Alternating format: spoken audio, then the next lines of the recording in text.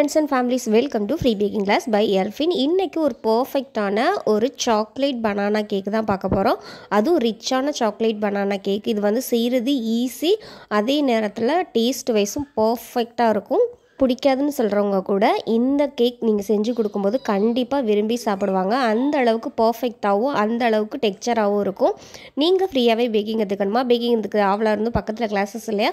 Just எங்கள் சேனலை subscribe பண்ணி ஃப்ரீ பேக்கிங் கிளாஸில் ஜாயின் பண்ணிக்கோங்க.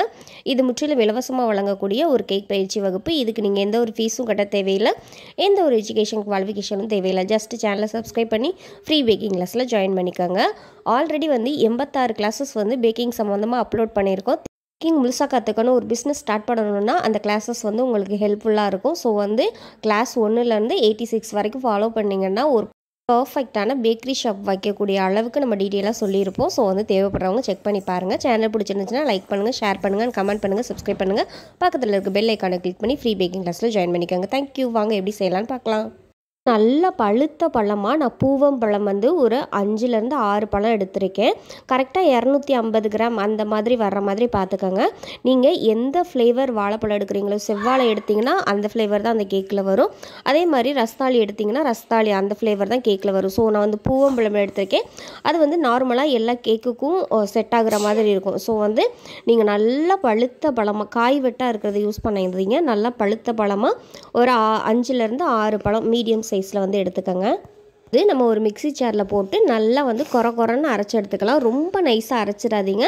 லைட்டாக கொரன்னு இருக்கிற மாதிரி, அது அங்கங்கே வந்து லைட்டாக கடிப்படணும். அதே நேரத்தில் ரொம்ப கட்டியாகவும் இருக்கக்கூடாது. இந்த மாதிரி அரைச்சி எடுத்ததுக்கப்புறம் இந்த வாழைப்பழத்தை நம்ம ஒரு பவுலில் தனியாக சேர்த்து வச்சுக்கலாம். ஈரமில்லாத பெரிய பவுல் எடுத்துக்கலாம். இதில் வந்து ரூம் டெம்பரேச்சரில் இருக்க முட்டை வந்து நான் 2 முட்டை எடுத்திருக்கேன். கண்டிப்பாக முட்டை வந்து ரூம் டெம்பரேச்சரில் தான் இருக்கணும், கூலிங்கோடு இருக்கக்கூடாது. கூலிங்கோடு நீங்கள் பயன்படுத்தினீங்கன்னா பர்ஃபெக்டான ரிசல்ட் தராது. ஸோ வந்து ஃப்ரிட்ஜிலேருந்து எடுத்து ஒரு 2 மணி நேரம் ஆனதுக்கப்புறம் நீங்கள் பயன்படுத்துங்க. 50 ml கப்பில் அரை கப் அளவு சர்க்கரை எடுத்துக்கோங்க. அதாவது கரெக்டாக 100 கிராம் அளவு சர்க்கரை எடுத்திருக்கேன். கரெக்டாக 3 டேபிள் ஸ்பூன் அளவு நாட்டு சர்க்கரை எடுத்திருக்கேன். அதாவது ஒரு 35 கிராம் அளவு. இது கூடவே 1 டீஸ்பூன் அளவு வெண்ணிலா எசன்ஸ், 1/4 டீஸ்பூன் அளவு சால்ட்டு, இது எல்லாத்தையும் சேர்த்துட்டு நம்ம வந்து நல்லா பீட்ரு வச்சு நல்லா மிக்ஸ் பண்ணி எடுத்துக்கலாம்.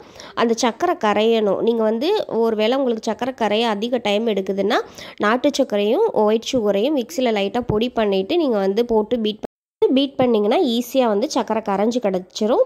நீங்கள் வந்து வெறும் ப்ரௌன் சுகர் மட்டும் யூஸ் பண்ணுறீங்கனாலும் ஒன்றும் பிரச்சனை இல்லை. ஒயிட் சுகருக்கு பதிலாக கரெக்டாக 135 கிராம் அளவு ப்ரௌன் சுகர் அளவு பயன்படுத்துங்க. இப்போ இதை நல்லா பீட் பண்ணி எடுத்துக்கலாம் சிக்கரை கரையிற அளவுக்கு. இந்த மாதிரி பீட் பண்ணி எடுத்ததுக்கப்புறம் நம்ம வந்து பீட்டர் ஆஃப் பண்ணிடலாம். மிக்சியில் அரைச்சி வச்சுருக்க வாழைப்பழம் இந்த மாதிரி தான் இருக்கும். ஒன்றும் சின்ன சின்ன கட்டியாக இருக்கிற மாதிரி தான் இருக்கும். ஸோ இந்த மாதிரி தான் இருக்கணும். இதை வந்து நம்ம இந்த முட்டை கலவை கூட சேர்த்துட்டு நல்லா வந்து கலந்து எடுத்துக்கலாம். இந்த மாதிரி கலந்து எடுத்ததுக்கப்புறம் நான் வந்து 250 ml கப்பில் அரை கப் அளவு வாசனை இல்லாத எண்ணெய் எடுத்திருக்கேன். அதாவது கோல்டு வின்னர் எண்ணெய் எடுத்திருக்கேன். நீங்கள் இந்த கேக்கை இன்னும் ரிச் ஆக்கணும்னா 250 ml கப்பில் அரை கப் அளவு உருக்குன வெண்ணெய் சேர்த்துக்கலாம். உருக்குன வெண்ணெய் சேர்க்கும் போது வெண்ணெய் சூடாக இல்லாத மாதிரி பார்த்துக்கோங்க. இப்போ கரெக்டாக 115 கிராம் அளவு நான் எண்ணெய் சேர்த்துருக்கேன். இதை சேர்த்ததுக்கப்புறம் ஒரு ஜல்லடை வச்சுட்டு 200 கிராம் அளவு மைதா சேர்த்துருக்கேன். அதாவது 250 ml கப்பில் 1 கப் ப்ளஸ் ஒரு அரை கப் அளவு, அதுக்கப்புறம் ஒரு 2 டேபிள் ஸ்பூன் அளவு மாவு எடுத்திருக்கேன். டோட்டலாக வந்து 200 கிராம். இந்த 200 கிராமை வந்து லைட்டாக வந்து நம்ம சளிச்சு எடுத்துக்கலாம். 1 டீஸ்பூன் அளவு பேக்கிங் பவுடர் சேர்த்துக்கலாம். அது கூடவே அரை டீஸ்பூன் அளவு பேக்கிங் சோடா சேர்த்துக்கலாம். நல்லா வந்து சளிச்சு எடுத்துக்கலாம். பேக்கிங் பவுடரும் பேக்கிங் சோடாவும் ஒன்றா மிக்ஸ் ஆகுற அளவுக்கு லைட்டாக கலந்து சளிச்சுட்டு அதை வந்து நம்ம ஒரு ஸ்பேச்சுலாவோ அல்லது ஒரு விஸ்கு வச்சோ கட்டிகள் எதுவும் இல்லாத அளவுக்கு நம்ம கலந்து எடுத்துக்கலாம். இப்படி கலக்கும்போது லைட்டாக பேட்டர் வந்து கொஞ்சம் கெட்டியாக இருக்க மாதிரி தான் இருக்கும். ஏன்னா நம்ம வந்து இன்னும் பால் ஆட் பண்ணலை. பால் ஆட் பண்ணும்போது வந்து அவ்வளோ டெக்ஸ்சரும் அவ்வளோ சூப்பராக இருக்கும். அதே நேரத்தில் டேஸ்ட்டும் உங்களுக்கு சூப்பராக இருக்கும். இப்போ இந்த மாதிரி நம்ம கலந்து எடுத்ததுக்கப்புறம் ml கப்பில் 1/4 கப் அளவு பால் எடுத்திருக்கேன். அதாவது கரெக்டாக 60 ml அளவு வர்ற மாதிரி எடுத்துக்கோங்க. இந்த பால் காய்ச்சி ஆற வச்ச பால். இந்த பாலை சேர்த்ததுக்கப்புறம் நம்ம பொறுமையாக கலந்து எடுத்திங்கன்னா ஒரு க்ரீமியான ஃபோம் மாதிரி ஒரு பேட்டர் வந்து நம்மளுக்கு ரெடி ஆகி கிடைக்கும். இப்போ பேட்டர் வந்து ரெடி ஆயிடுச்சு. வந்து லாவா கேக் மோல்டு. இந்த மாதிரி இதில் நீங்கள் பண்ணும்போது உங்களுக்கு டீமோல்ட் பண்ணுறதுக்கு ஈஸியாக இருக்கும். இல்லை நீங்கள் நார்மல் கேக் மோல்டுலேயே நீங்கள் செய்கிறீங்க அப்படின்னா ஒன்றும் பிரச்சனை இல்லை. கரெக்டாக கேக் மோல்டுலேயே பண்ணிவிட்டு கட் பண்ணி கூட நீங்கள் சர்வ் பண்ணலாம், இல்லை சேல் பண்ணலாம். நான் வந்து இந்த லாவா கேக் மோல்டு தான் எடுத்திருக்கேன். இது மட்டும் இல்லாமல் கிறிஸ்மஸ் ஹேம்பர்னு பேப்பர் கப் இருக்குல்ல, அது வந்து டிசைனாக இருக்கும். நான் வந்து ரெக்டாங்கிள் சைஸ் வந்து எடுத்திருக்கேன். பண்ணுறது எல்லாமே அந்த ரெக்டாங்கிள் சைஸில் உள்ள பேப்பர் கப்பில் தான் சேல் பண்ணுவேன். இது வந்து எனக்கு கப் கேக் லைனரில் வந்து செஞ்சு தாங்கன்னு கேட்பாங்க. அந்த மாதிரியும் நம்ம வந்து கஸ்டமைஸ் பண்ணி கொடுப்போம். எது விருப்பமோ கஸ்டமருக்கு எது சாட்டிஸ்ஃபைடாக இருக்கோ அதை வந்து நம்ம செஞ்சு கொடுக்கலாம். இப்போ வந்து இந்த பேட்டரை வந்து கரெக்டாக 3/4 பங்கு அளவு ஊற்றுங்க. ஃபுல்லாக ஊற்றிடாதீங்க. அதே நேரத்தில் பாதி அளவு ஊற்றிடாதீங்க. 3/4 பங்கு அளவு ஊற்றிட்டு இது மேலே வேணும்னா நீங்கள் வந்து சாக்கோ சிப்ஸு அப்படி இல்லைன்னா நட்ஸு எது வேணாலும் நீங்கள் சேர்த்துக்கலாம். இது வந்து ஆப்ஷனல் தான். இப்போ கஸ்டமர் வந்து வால்நட் கேட்குறாங்க, அப்படி இல்லைன்னா பாதாம் கேட்குறாங்கன்னா அது எது அவைலபிள் இருக்கோ அதை வந்து நீங்கள் சேர்த்து கொடுக்கலாம். இன்னுமே அந்த ரிச்னஸை வந்து நம்மளுக்கு தூக்கி கொடுக்கும். ஸோ வந்து இந்த மாதிரி நான் வந்து லைட்டாக ஒரு 2 கப்பில் மட்டும் சாக்கோ சிப்ஸ் வந்து ஆட் பண்ணியிருக்கேன். 170 டிகிரியில் 10 நிமிஷம் ப்ரீஹீட் ஆன் பண்ணிவிட்டு கரெக்டாக 180 டிகிரியில் டாப் அண்ட் பாட்டம் ராட் செக்ஷனை ஆன் பண்ணிவிட்டு 25 நிமிஷம் பேக் பண்ணி எடுத்துக்கலாம்.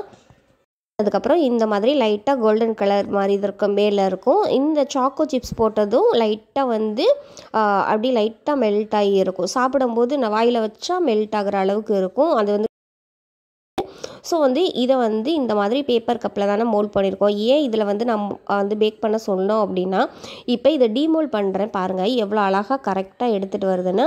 இந்த மாதிரி கப்பில் நீங்கள் டீமோல்ட் பண்ணும்போது மட்டும்தான் இந்த லாவா கேக் மோல்டு அப்புறம் வந்து அந்த பேப்பர் கப்பில் டீமோல்ட் பண்ணும்போது அப்படியே வந்துடும். ஸோ வந்து இந்த கேக்கை நம்ம இப்படியே கொடுத்தோன்னா அது வந்து அட்ராக்டிவாக இருக்காது. ஒரு கேக்கை வந்து ப்ரெசன்டேஷன் எப்படி பண்ணுறோமோ அந்த அளவுக்கு தான் அதோட ஃபஸ்ட்டு வந்து கண்ணு தான் பார்க்கும். அதுக்கப்புறம் தான் அதை டேஸ்ட் பண்ண சொல்லி கண்ணு வந்து மூளைக்கு சொல்லும். ஸோ வந்து அதுக்கப்புறம் தான் நம்ம வந்து சாப்பிட்டுட்டு டேஸ்ட்டு பிடிக்கும். ஸோ வந்து ஃபஸ்ட்டு இம்ப்ரெஷன் தான் நம்மளுக்கு ஃபஸ்ட்டு பார்த்தோன்னா அட்ராக்டிவாக இருக்கணும். இந்த மாதிரி அந்த கப் கேக்கை வந்து அப்படியே எடுத்து இந்த மாதிரி குப்பரக்க கவுத்துருங்க. அது பார்க்க ஈவனாக இருக்கும், அழகாக இருக்கும், பார்க்கும்போதே டிஃப்ரெண்ட்டாக இருக்கும். இப்போ இந்த பேப்பர் கப்பில் பேக் பண்ணதையும் பாருங்கள் எந்த அளவுக்கு ஒட்டாமல் எவ்வளோ அழகாக வந்திருக்குன்னு. இப்போ இதை வந்து நம்ம அதே கப் கேக்லேயே வந்து பின்னாடி குப்பரக்க திருப்பி வச்சிடலாம். இப்போ இந்த மாதிரி வச்சதுக்கப்புறம் பாருங்கள் பார்க்க அழகாக நீட்டாக இருக்கும். இந்த சாக்கோ சிப்ஸ் வச்சதை நீங்கள் அப்படியே கூட அது மேலே சாக்லேட்டை ஊற்றிட்டு கூட கொடுக்கலாம், ஒன்றும் பிரச்சனை இல்லை. இப்போ இந்த 3 இதில் மட்டும்தான் நான் வந்து சாக்லேட் அப்ளை பண்ண போகிறேன். இப்போ டார்க் அமௌண்ட் சாக்லேட் இருக்குல்ல, அதை 150 கிராம் அளவு டார்க் அமௌண்ட் சாக்லேட் எடுத்துக்கோங்க. நல்லா கோட் பண்ணுறீங்கன்னா 150 கிராம் வேணும்.